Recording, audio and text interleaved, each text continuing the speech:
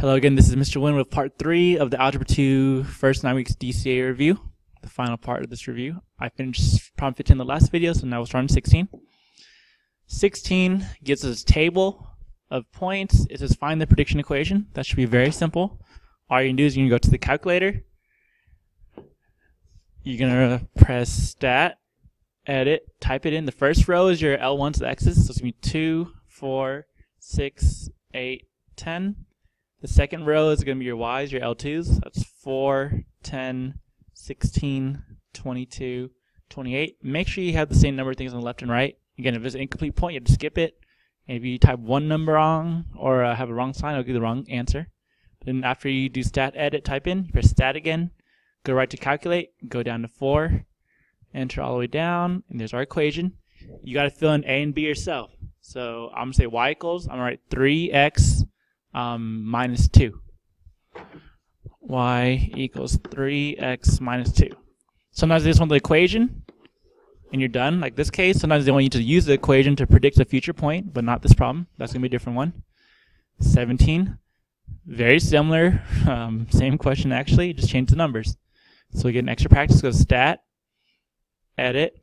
Now to clear it, you can either reset your calculator, second plus L12, reset button on the back, or just go up to the L1, L2, press clear and press down. Do not press delete. If you delete L1, L2, you must reset your calculator. So this time my L1s, the x's are 1, 3, 4, 7, and 12. The y's or the L2s are 0, 4, 6, 16, 19. I press 9, make sure you type it correctly, so 19. I press stat again, go right to calculate, 4, all the way down. Here's my answer. Now if you have a lot of decimals, make sure you round 3 decimal places. So that means if the 4th decimal is 5 or higher, it rounds the 3rd decimal up. So y equals, all right, 1.817, because that 9 bumps my 6 up. So a equals 1.817. So y equals 1.817x. Do not forget that x, very important. And then b is negative, so that means minus. It's going to be 0.811. The 4 isn't enough to round that. So minus 0.811. Minus 0.811. That is the answer. Again, this one just wants the equation. They don't want you to use it yet. That's a different problem. All right, 18. Here's another table. Now they say use, or it says find the prediction equation for the line of best fit and predict the missing value. They want us to find this question mark right there. All right, so we're going to go to the calculator, stat, edit. I'm going to clear these, so clear down, put my x's, the L1, so 2010, 2011, 2012, 2013, 2014, and I cannot use that 2023. I have to skip that because I don't know the other point. All right, for the y's, the L2, there's 49,300, 47,280, 43,450, 40,125, 35,792. All right, then I'm going to go back to stat, calc 4, get my answer. All right, you have to use it 3 decimal places if there's a lot of decimals. Those aren't decimals, so you have to use all those numbers. So y equals negative 3417.1. Y equals 3417.1x. Was it negative? It was negative. So it's going to be negative 34.17. Negative 3417.1x.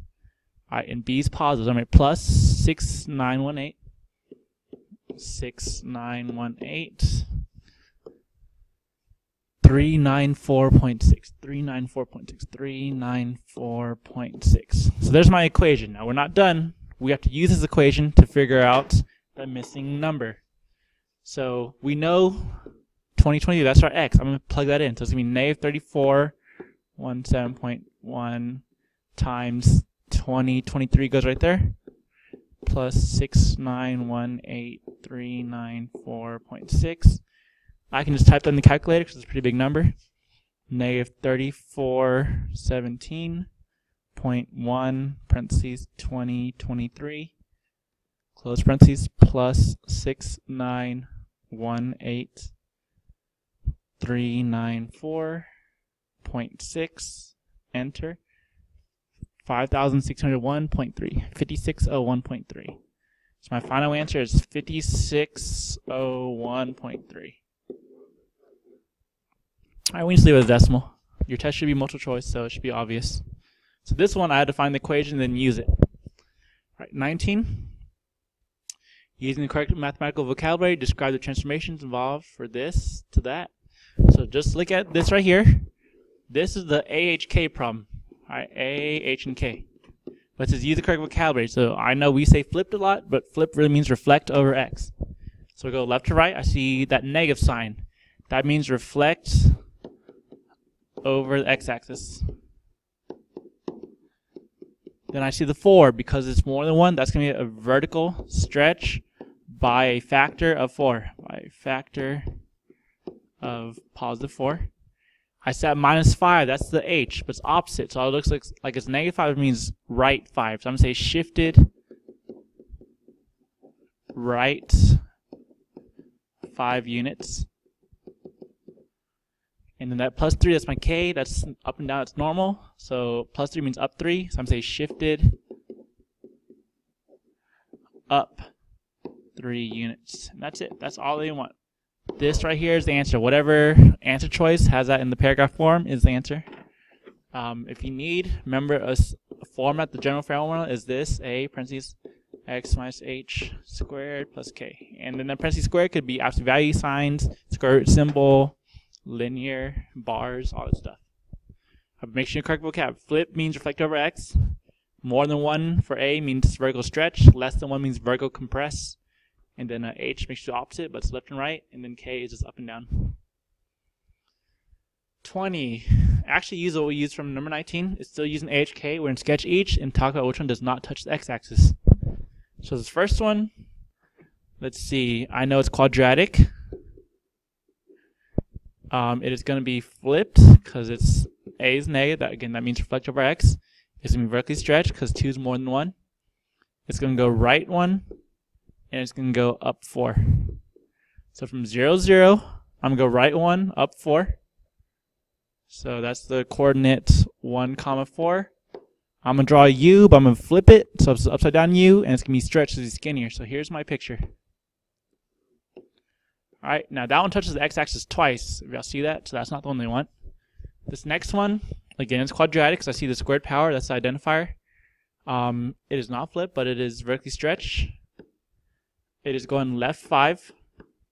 It is going down 2. So from 0, 0, I go left 5, down 2, somewhere right here. So that's going to be negative 5, negative 2. I draw my U, but I stretch it, I make it skinnier and taller. Alright, that also touches the x-axis, so that's not what they want. So this last one, I'm trying it again. Still quadratic. It is flipped because A is negative. It is stretched because 3 is more than 1. It is left 8.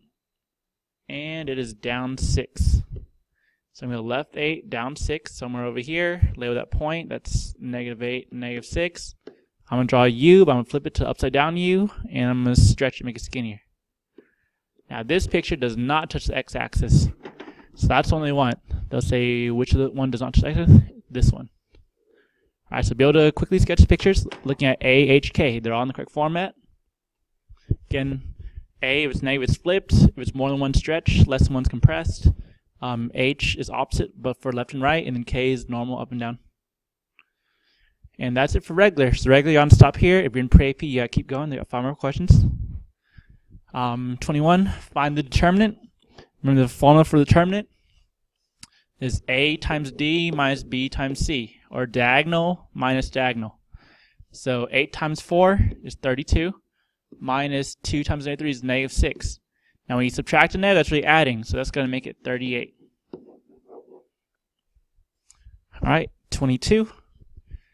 Graph the following on a number line. Alright, if you remember the formula, X, this absolute value formula, this is for word problems. A stands for average, or you can call that the middle or center. So I know in my picture A is in the middle. I'm going to put A there. This is the range. This is the plus or minus. This is the plus or minus. That's how far you go away from the center. So that means if A is in the middle, this is going to be A plus R. And on the side, this is going to be A minus R. Because we know from here to here, that's just R spaces away. Same for the other side. From here to here, that's just R spaces away. Right? Whatever's inside of X, that's the center, that's the average, in the middle. It could be whatever letter they want. And then the equal sign, that's the R, that's the range, how far it goes from the side. Alright, so we have A minus R on the left, A in the middle, A plus R on the right. Alright, 23. Graph the piecewise. We have to find the endpoints. So I plug in -2. I plug in -2 here. -2 times -2 is positive 4, plus 1 is 5. So I'm going to graph that. -2, positive 5, 1, 2, 3, 4, 5. This is open. So I have my starting point, and it is a negative slope. So it's linear, so it's diagonal. I'm going to flip it and make it stretch. So here's this picture. Alright, that's the slope of -2. Hopefully you know that's up 2, left 1, because it's going downwards.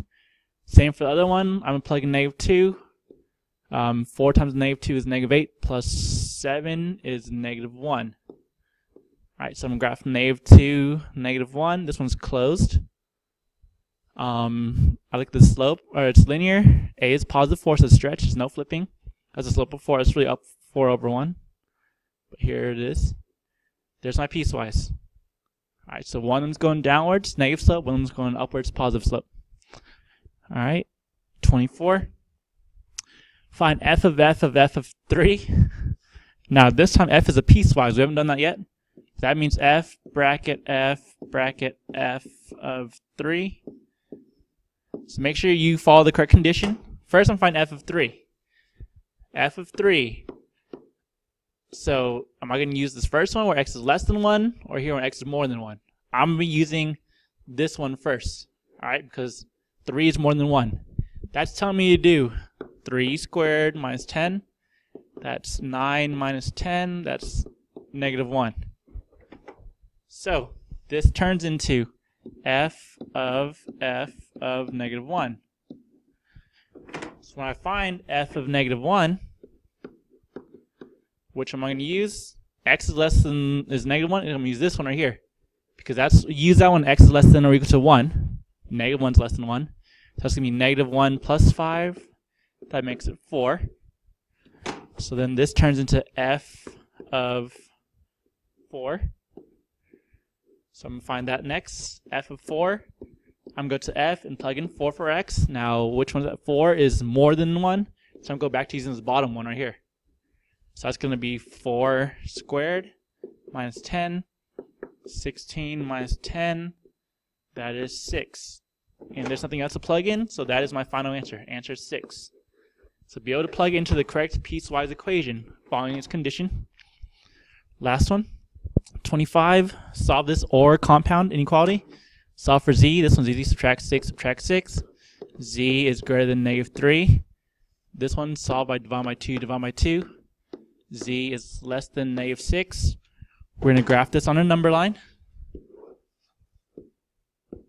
Make sure you have the correct one. The smaller number is -6. Bigger one's -3. For -6, it is open. I'm going to shade left because the letter is smaller. Z is smaller. Remember, or it should go to outsides. And then for the -3, it's open. I'm going to go right because Z is bigger.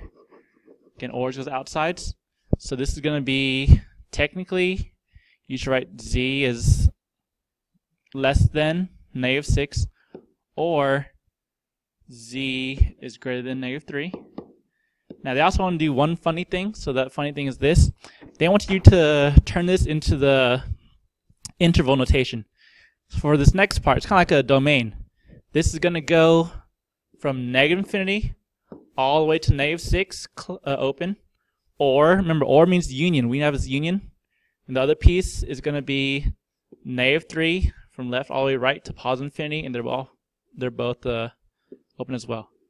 So be able to go from interval notation with the parentheses and the brackets into the inequality notation. Remember, the union means or, and that's it. Good luck.